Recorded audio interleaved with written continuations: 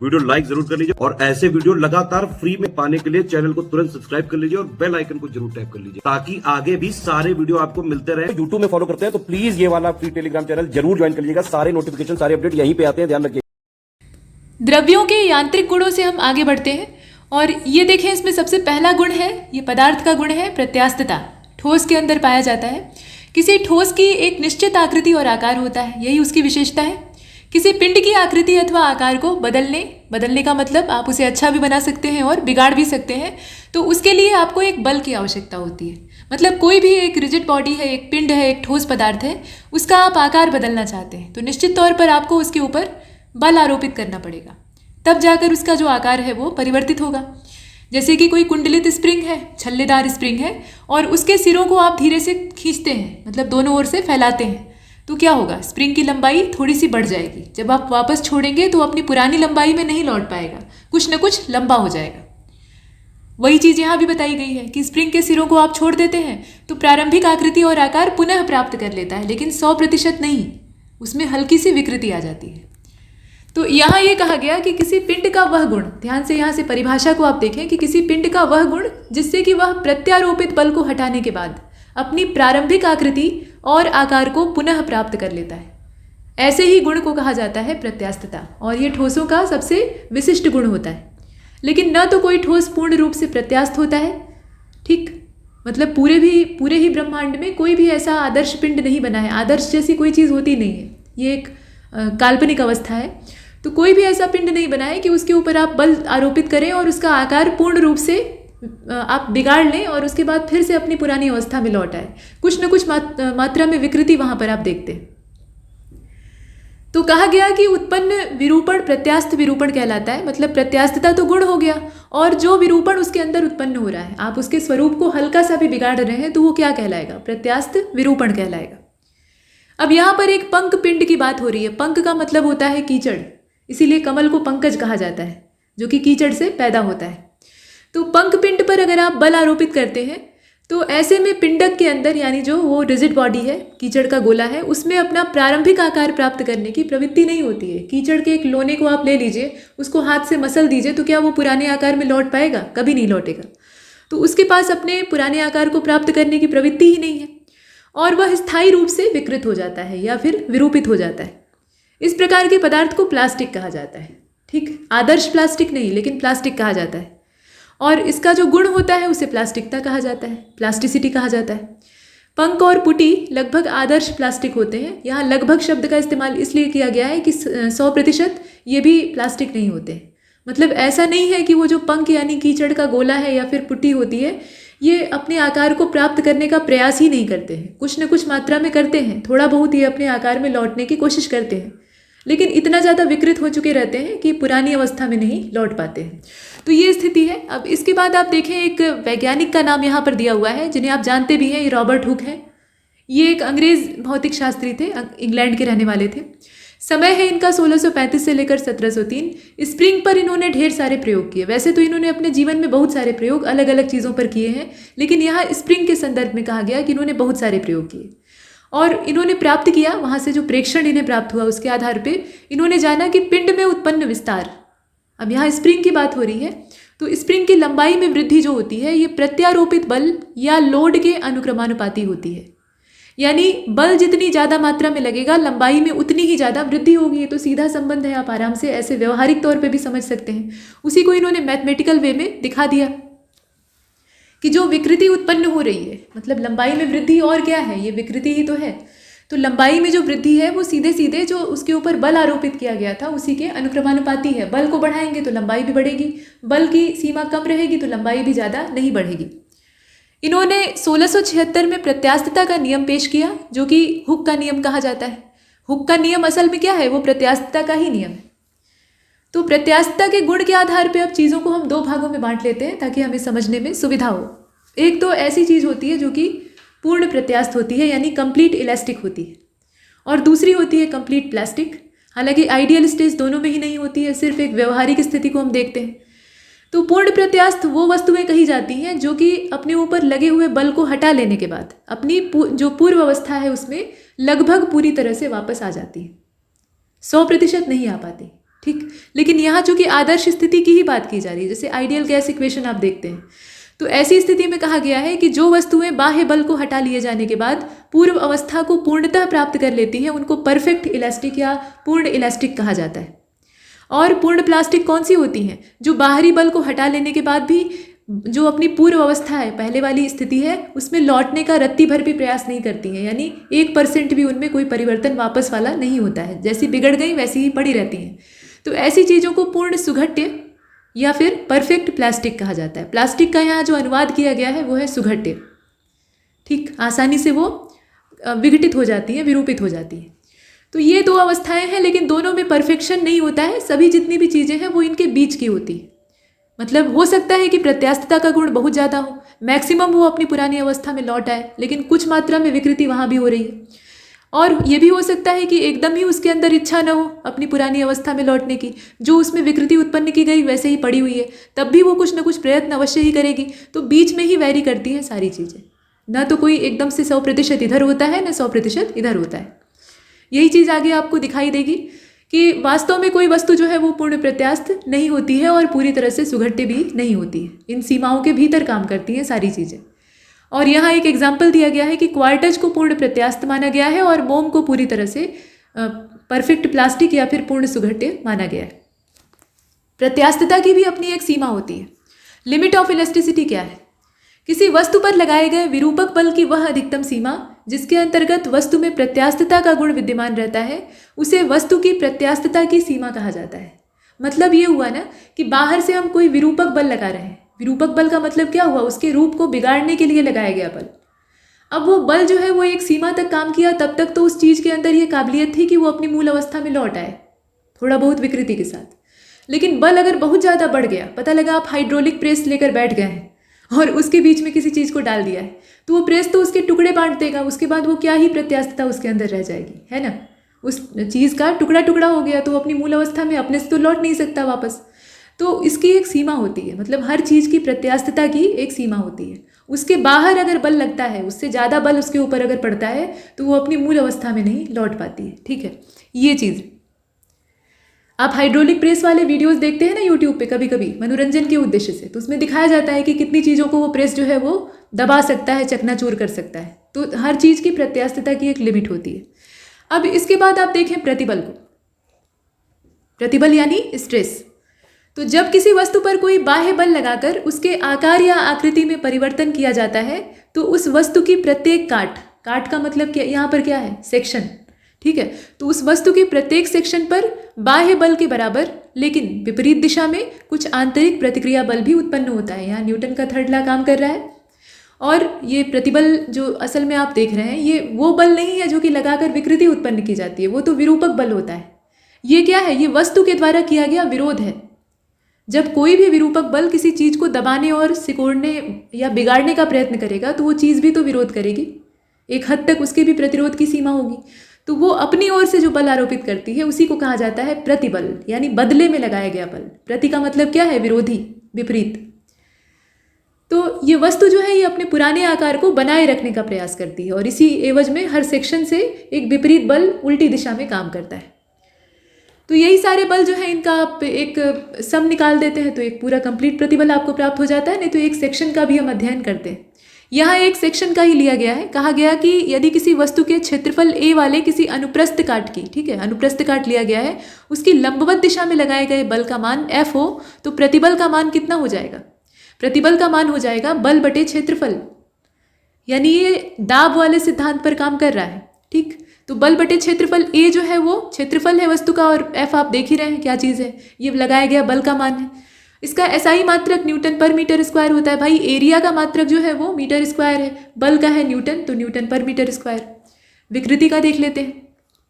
इसीलिए आप जब विमा पढ़ते हैं तो दाब और प्रतिबल दोनों की विमाएं समान होती हैं। विकृति की कोई विमा नहीं होती है। यहाँ चूंकि विमा की चर्चा हो गई इसलिए कहा गया, चूंकि इसमें ऊपर और नीचे की जो राशियां हैं उनका मात्रक एक समान होता है, तो मात्रक वहाँ से खत्म हो जाता है। प्रतिबल का जो नतीजा होता है, प्रतिबल तो वस्तु ने लगा दिया, लेकिन प्रतिबल का जो नतीजा होता है उसका परिणाम ये होता है कि वस्तु के आकार में विकृति आ जाती है और वस्तु के एकांक आकार में होने वाला जो तुलनात्मक परिवर्तन होता है, ध्यान दीजिएगा यहाँ थोड़ी सी वैज्ञानिक बारीकी को, वस्तु के एकांक आकार में होने वाला तुलनात्मक परिवर्तन जो है उसको हम कहते हैं विकृति। यानी विकृति एक तरह की तुलना है, ठीक है। विकृति में क्या होता है, दो अलग अलग मानों की हम तुलना करते हैं और इसीलिए ये विमाहीन होती है, ठीक। इसकी कोई विमा नहीं होती, मात्रक नहीं होता है, सीधी बात है, मात्रक से ही विमा बनती है, तो मात्रक होता ही नहीं है इसका। मतलब ऊपर भी आपकी लंबाई रहेगी, नीचे भी लंबाई रहेगी, दोनों का मीटर मीटर हो जाएगा, तो कैंसिल हो गया, खत्म हो गया। इसके बाद अब देखते हैं प्रत्यास्थता का नियम यानी हुक का नियम। तो प्रत्यास्थता की सीमा के भीतर, यहाँ आप ध्यान से देखें, प्रत्यास्थता की सीमा के भीतर प्रतिबल सदैव विकृति के अनुक्रमानुपाती होता है, दोनों में कांटे की टक्कर होती है। प्रतिबल अगर बढ़ेगा तो विकृति बढ़ती जाएगी, ठीक है, ध्यान दीजिएगा। प्रतिबल अगर बढ़ेगा तो विकृति बढ़ती जाएगी, अनुक्रमानुपाती यानी सीधा संबंध होता है, दोनों दुश्मन आमने सामने होते हैं। और अगर विकृति बढ़ेगी तो प्रतिबल बढ़ेगा, मतलब उल्टा सीधा दोनों तरह से आप करके देख सकते हैं। और यही है हुक का नियम, ठीक है, बस ये सीधा सा नियम है। प्रतिबल तथा विकृति का अनुपात हमेशा एक कांस्टेंट होता है। चूंकि यहाँ आप देख रहे हैं ना, प्रतिबल और विकृति के बीच में प्रोपोर्शनल का साइन है। अब ये जो प्रोपोर्शनल का साइन आप हटा देंगे तो यहाँ पर आएगा एक बराबर का चिन्ह, है ना, प्रतिबल बराबर विकृति, लेकिन यहाँ बराबर का जो चिन्ह है उसके साथ आपको, चूंकि ये आपने समानुपात का निशान हटाया है, तो एक नियतांक लगाना होगा, और वो नियतांक होता है कैपिटल ई, और इसको कहा जाता है इलास्टिसिटी कॉफिशिएंट या प्रत्यास्थता गुणांक, ठीक है। यही जो कैपिटल ई है इसे प्रत्यास्थता गुणांक कहा जाता है। तो यहाँ से आप ई का भी कैलकुलेशन कर सकते हैं। उल्टा अगर इसे पक्षांतर कर दें तो प्रतिबल भी आपका उसी साइड में चला आएगा जिधर विकृति है, और नीचे आ जाएगा डिनोमिनेटर में। तो इसे हम लिख सकते हैं, चाहे आप प्रतिबल को इधर रख के विकृति को पक्षांतर कर दीजिए, तो ऐसी स्थिति में क्या होगा, प्रतिबल बटे विकृति ये बराबर हो जाएगा प्रत्यास्थता गुणांक के। अब इसमें से कोई दो चीज़ आपको पता है तो तीसरा आप निकाल सकते हैं। इसके बाद अब दाब की परिभाषा एक बार फिर से हाजिर है। वह क्षेत्र जिस पर कि बल काम कर रहा है, दाब यानी प्रेशर, तो वह क्षेत्र या क्षेत्रफल जिस पर कि बल काम कर रहा है वह जितना छोटा होगा उसका प्रतिघात उतना ही अधिक होगा, ठीक है, ये ध्यान दीजिएगा। और यही जो प्रतिघात है, प्रतिघात शब्द का इस्तेमाल किया गया ना, तो प्रतिघात जो यहाँ शब्द इस्तेमाल किया गया है वही असल में दाब है। मतलब एक मोटा सा चौकोर लोहे का टुकड़ा है और उसे बिस्तर पर रखा गया है, आप जाकर उसके ऊपर बैठ जाइए, उसका जो ऊपर का पृष्ठ है वो चौड़ा है, कठोर है लेकिन चौड़ा है, तो वो उतना आपको परेशान नहीं करेगा। लेकिन एक सुई पर आप जाकर बैठ जाइए, आप देखिए फिर, तो इसका मतलब क्या है, पृष्ठ जो ऊपर का था उसका क्षेत्रफल कम हुआ तो दाब की मात्रा बढ़ गई और वो आपको धंस गया, ठीक। तो वही स्थिति यहाँ भी है, दाब बराबर होता है बल बटे क्षेत्रफल, क्षेत्रफल के साथ इसका रेसिप्रोकल रिलेशन है और बल के साथ सीधा संबंध है। तो दाब एक अदिश राशि है, इसमें दिशा उशा की कोई ज़रूरत नहीं होती है, सिर्फ आपको मैग्नीट्यूड चाहिए होता है, यानी परिमाण की आवश्यकता होती है। मात्रक वही है, न्यूटन पर मीटर स्क्वायर, पीछे हमने प्रतिबल का देखा है, और इसे हम पास्कल भी कहते हैं, या फिर आप सीजीएस में निकाल लीजिए, डाइन पर सेंटीमीटर स्क्वायर हो जाएगा। न्यूटन से आप बल को किस में कन्वर्ट करेंगे, डाइन में कन्वर्ट करेंगे, मीटर से सेंटीमीटर हो गया। दाब की विमा आप आराम से निकाल सकते हैं, ये जो एसआई मात्रक है इसी से निकाल लीजिए। चूँकि बल की आप जानते हैं कितनी होती है, ml(T⁻²) होती है, और यहाँ पर क्या है, पर मीटर स्क्वायर है, तो ये क्षेत्रफल मतलब मीटर स्क्वायर, तो मीटर मतलब क्या, लंबाई हो जाएगा, और तो यल नीचे जो है यल का स्क्वायर हो जाएगा। अब यल स्क्वायर जो है उसको ऊपर लेते आइए, तो कैलकुलेट वगैरह कर लेंगे, घातें आपस में जुड़ घट जाएंगी और बचेगा ml−T⁻²। हालांकि विमा आयोग ने पूछना बंद ही कर दिया है, लेकिन पूछ भी सकता है चूँकि सिलेबस में तो है ही है।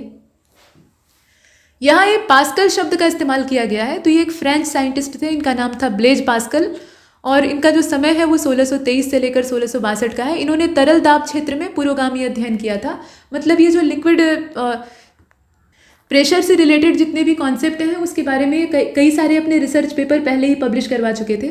तो ये जो दाब के संबंध में एक गहन अध्ययन किया गया था वो इन्हीं के माध्यम से संभव हो पाया था, तो इनके सम्मान में यहाँ पास्कल नाम रख दिया गया है यूनिट का। वही चीज़ यहाँ कही गई, और हाँ इसका प्रतीक जो है वो PA होता है, कैपिटल P और स्मॉल a। हालांकि पास्कल का प्रयोग कम करते हैं हम लोग, और ATM यानी एटमॉस्फेरिक प्रेशर का ज़्यादा इस्तेमाल करते हैं, क्योंकि वायुमंडलीय दाब की हमें ज़्यादा ज़रूरत पड़ती है, ठीक। तो उसके लिए हम ATM का यूज़ करते हैं। और असल में ATM होता क्या है, यानी एटमॉस्फेरिक प्रेशर क्या है, तो समुद्र तल पर वायुमंडल के द्वारा आरोपित ये दाब होता है।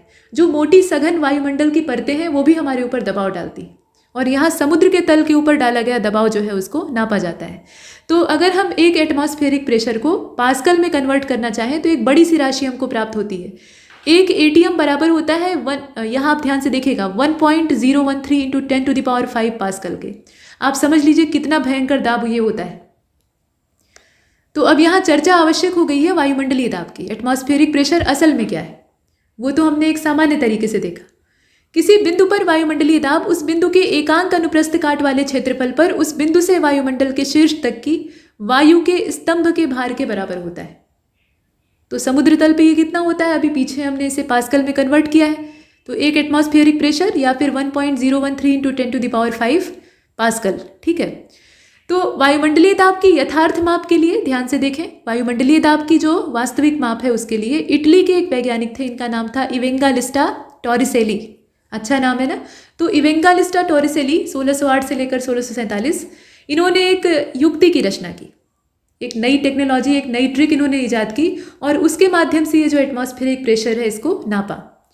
तो वायुमंडलीय दाब को यहाँ पे ρGH से कैलकुलेट किया जाता है। इसको पी मत समझ लीजिएगा, ये ग्रीक अल्फ़ाबेट है, ये रो कहा जाता है, इस तरीके से लिखा जाता है, ये ऐसे पी की तरह से ही होता है लेकिन ये पी नहीं है। बाकी जी और एच है। तो इसमें जो रो है वो असल में क्या है, पारे का घनत्व है, डेंसिटी ऑफ मरकरी है। एच जो है वो नली में पारे के स्तंभ की ऊंचाई है और जी क्या है वो बताने की आवश्यकता नहीं है, ठीक है, पीछे हमने देखा है। तो प्रयोग में ये पाया गया, मतलब इनके द्वारा यानी टॉरिसेली के द्वारा जो एक्सपेरिमेंट किया गया उसमें ये प्राप्त हुआ कि समुद्र तल पर बैरोमीटर में पारे के स्तंभ की ऊंचाई 76 सेंटीमीटर के लगभग होती है। कितनी होती है यहाँ ध्यान से देखिएगा, 76 सेंटीमीटर। और ये वायुमंडलीय दाब यानी एक एटमॉस्फेरिक प्रेशर के तुल्य होती है। तो सामान्यतः अगर दाब का वर्णन हम करें तो सेंटीमीटर या फिर मिलीमीटर पारा स्तंभ के पदों में इसको किया जाता है। और यहाँ कुछ और नई चीज़ें दी हुई है, जैसे कि 1 mm मरकरी का जो दाब है, Hg मतलब यहाँ पे पारा यानी मरकरी की बात हो रही है, तो उसका तुल्यांकी दाब अगर नापा जाए तो वो एक टॉर कहलाता है। अब यहाँ टॉर नाम का एक नया शब्द आपको दिखा, तो एक टॉर में करीब 133 पास्कल होते हैं। ये पैमाना है, ये आपको पता होना चाहिए। कभी कभी इस तरह की जो अलग चीज़ें होती हैं वो पूछी जाती हैं। टॉर जो है वो भी दाब को नापने का, तुल्यांकी दाब को नापने का एक तरीका होता है। और अगर आप इसको पास्कल में कन्वर्ट करते हैं तो अच्छी खासी संख्या प्राप्त होती है, यानी ये पास्कल से बड़ा मात्रक है। अब यहाँ अगर मेडिकल साइंस में देखें या फिर मेडिसिन का जो डिपार्टमेंट होता है, औषधि विज्ञान होता है, शरीर क्रिया विज्ञान होता है, फिजियोलॉजी, तो उसमें दाब का जो मात्रक है वो mm ही यूज़ होता है और कहीं कहीं टॉर का इस्तेमाल किया जाता है अगर बड़े मात्रक की आवश्यकता है तो, ठीक है।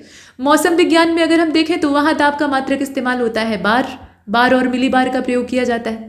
तो हर जगह दाब के मात्रक अपनी सुविधा अनुसार गढ़े गए। इनके बीच का संबंध पता होना चाहिए। जैसे टॉर आपने देखा, मिलीमीटर मरकरी वाला जो पैमाना है उसको देखा, वायुमंडलीय दाब को देखा, पास्कल को देखा, इनका आपस में संबंध ये भी देखा, तो उसको दिमाग में रखिएगा। यहाँ ये बताया गया कि पृथ्वी के चारों ओर गैसों का आवरण पृथ्वी का वायुमंडल कहलाता है। ये कोई नई बात तो है नहीं, आप जानते हैं। लेकिन चूंकि ये गैसें हैं तो इनके अंदर क्या है, अपना दबाव है, अपना भार है, अपना आयतन है, ये सब चीज़ें होंगी। तो ये भी पृथ्वी की सतह पर और पृथ्वी के ऊपर रहने वाले लोगों पर पर्याप्त दबाव डालती हैं। और उसी वायुमंडलीय दाब को नापने के लिए बैरोमीटर का इस्तेमाल किया जाता है। और ये बहुत बार पूछा गया है कि वायुमंडलीय दाब में अचानक गिरावट यानी बैरोमीटर का पाठ्यांक एकदम से नीचे गिर जाए तो ये खराब मौसम का संकेत होता है कि भयंकर आंधी तूफान आ सकता है, वहाँ कम दबाव का क्षेत्र बन रहा है। कम दबाव का क्षेत्र मतलब आप जान ही रहे हैं कि वहाँ से हल्की जितनी भी जो ज़मीनी हवा है वो गर्म होगी और हल्की होकर ऊपर उठ जाएगी, वो क्षेत्र खाली हो जाएगा, वहाँ लो प्रेशर बन जाएगा। और उस लो प्रेशर को भरने के लिए जहाँ पे हाई प्रेशर होगा वहाँ से हवा का प्रवाह उस दिशा में होगा और मौसम में बदलाव आएगा। तो ये ज्योग्राफिकल सिस्टम जो है यहाँ समझने की आवश्यकता है। इसके बाद अब देखना आवश्यक हो गया है कि घनत्व क्या होता है। तो किसी पदार्थ के द्रव्यमान और आयतन का अनुपात होता है, सीधी बात है, इसमें नई बात क्या है, तो पीछे भी हमने देखा था।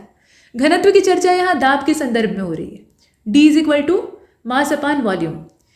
SI मात्रक किग्रा पर मीटर क्यूब होता है। ये एक धनात्मक अदिश राशि होती है। किसी भी पदार्थ की डेंसिटी कभी नेगेटिव नहीं हो सकती है और इसमें दिशा की क्या आवश्यकता है, घनत्व के लिए दिशा की कोई आवश्यकता नहीं होती है। द्रव जो है ये असंपीड्य होते हैं, मतलब किसी द्रव का घनत्व सभी दाबों पर लगभग अचर रहता है, ये ध्यान दीजिएगा, ये एक अच्छी बात है। और इसके खिलाफ गैसें जो हैं वो दाब में बदलाव के परिणाम स्वरूप अपने घनत्व में भी परिवर्तन को दर्शाती हैं। ठीक, गैसों में अस्थिरता ज़्यादा होती है तुलनात्मक रूप से द्रव और ठोसों की। तो 4 डिग्री सेल्सियस यानी 277 केल्विन पे जल का घनत्व जो है वो 1 × 10³ किग्रा पर मीटर क्यूब होता है। और किसी पदार्थ का आपेक्षिक घनत्व यानी विशिष्ट गुरुत्व जो है स्पेसिफिक ग्रेविटी, उस पदार्थ के घनत्व तथा जल के 4 डिग्री सेल्सियस पर घनत्व का रेशियो होता है। ये ध्यान दीजिएगा। आपेक्षिक घनत्व एक विमाहीन नियतांक होता है। असल में देखिए, विमाहीन का मतलब क्या है, ऊपर भी आप डेंसिटी को रख रहे हैं, नीचे भी डेंसिटी को रख रहे हैं, दोनों का आप क्या कर रहे हैं, रेशियो निकाल रहे हैं यानी डिवाइड कर रहे हैं एक दूसरे से, तो उसका जो मात्रक है वो तो खत्म हो गया। तो यहाँ मात्रक नहीं है तो विमा कहाँ से हो सकती है। वही चीज़ कही गई कि ये विमाहीन धनात्मक अदिश भौतिक राशि होती है, पॉजिटिव होती है, डायमेंशनलेस होती है और स्केलर होती है, वेक्टर नहीं होती है। ये ध्यान दीजिएगा। जैसे एल्यूमिनियम के लिए आपेक्षिक घनत्व 2.7 है, ये नियतांक जैसा होता है, इसमें परिवर्तन नहीं होता। जबकि इसका घनत्व जो है, यहाँ देखें आपेक्षिक घनत्व कितना है एल्यूमिनियम का, वो 2.7 यानी 2.7 है, लेकिन इसका जो सामान्य घनत्व है वो 2.7 × 10³ किग्रा पर मीटर क्यूब है। तो दोनों दो चीज़ें हैं, ये बताने का प्रयास किया जा रहा है। और कैसे निकालेंगे, तो उसके लिए आप जल के घनत्व के साथ इसका अनुपात निकालेंगे। अब आगे चलते हैं और लिक्विड प्रेशर को देख लेते हैं, द्रव दाब की चर्चा और उसके नियम को। तो द्रव दाब असल में क्या है, द्रव का दाब सीधी परिभाषा यहाँ से निकल कर आ रही है। अब किसी द्रव के द्वारा बर्तन की तली या दीवारों पर लगने वाला, लिक्विड को आप खुला तो छोड़ेंगे नहीं, किसी न किसी पात्र में रखेंगे, खुला छोड़ देंगे तो आपके हाथ ही नहीं लगेगा, बह जाएगा, है ना, और बहकर कहीं इकट्ठा ही होगा लेकिन आपके हाथ से निकल जाएगा। तो किसी द्रव के द्वारा बर्तन की तली या दीवारों पर लगने वाला जो दाब है उसी को कहा जाता है लिक्विड प्रेशर यानी द्रव का दाब। जिस पात्र में लिक्विड को आप भर रहे हैं, मान लीजिए पानी ही है, पानी को आप एक भगोने में या फिर एक बाल्टी में भर रहे हैं, तो वो पानी क्या करेगा, उस बाल्टी की दीवारों पर, बाल्टी की तली में दबाव डालेगा अपनी क्षमता के हिसाब से। तो द्रव की सतह से h गहराई तक स्थित तल, यहाँ ध्यान से देखिएगा, द्रव की सतह से h गहराई पर स्थित तल कि किसी बिंदु पर द्रव का दाब जो है उसे अगर हम नापना चाहें तो ये बराबर हो जाएगा, ये आप देखें HdG के, ठीक। और HdG में h जो है वो आप देख ही रहे हैं गहराई है, हाइट का मतलब ऊंचाई होता है, लेकिन यहाँ ऊंचाई नीचे की तरफ नापेंगे तो वो गहराई हो जाएगी। और आप d देख रहे हैं और स्मॉल g देख रहे हैं, d यहाँ पे द्रव का घनत्व है, g का मान आप रख दीजिएगा पृथ्वी के संदर्भ में, आप इसमें आराम से कैलकुलेशन कर सकते हैं। लेकिन द्रव दाब के कुछ नियम हैं। द्रव के भीतर एक क्षैतिज तल पे, ध्यान से देखिएगा, एक क्षैतिज तल पर स्थित सभी बिंदुओं पर द्रव का दाब जो है वो एक समान होता है। क्षैतिज तल पे अगर जितने भी बिंदु हैं उन पर हम द्रव का दाब नापते हैं तो ऐसी स्थिति में वो हर जगह एक बराबर आएगा। द्रव के भीतर किसी बिंदु पर द्रव का दाब सभी दिशाओं में समान होता है, इसमें विभिन्नता नहीं होती है। और द्रव द्वारा लगाया गया दाब सदैव द्रव के संपर्क में आने वाली सतह के लंबवत होता है, सतह से ये 90 अंश के कोण पर आरोपित होता है। और द्रव के भीतर किसी बिंदु पर द्रव दाब की सतह के आकार, और यहाँ देखें आप, द्रव दाब जो है वो सतह के आकार और क्षेत्रफल पर निर्भर नहीं करता है। सतह कैसी है, उसका आकार कितना है, उसका क्षेत्रफल कितना है, इससे कोई फर्क नहीं पड़ता है। यहाँ सारा दारोमदार किस पर होता है, लिक्विड पर होता है।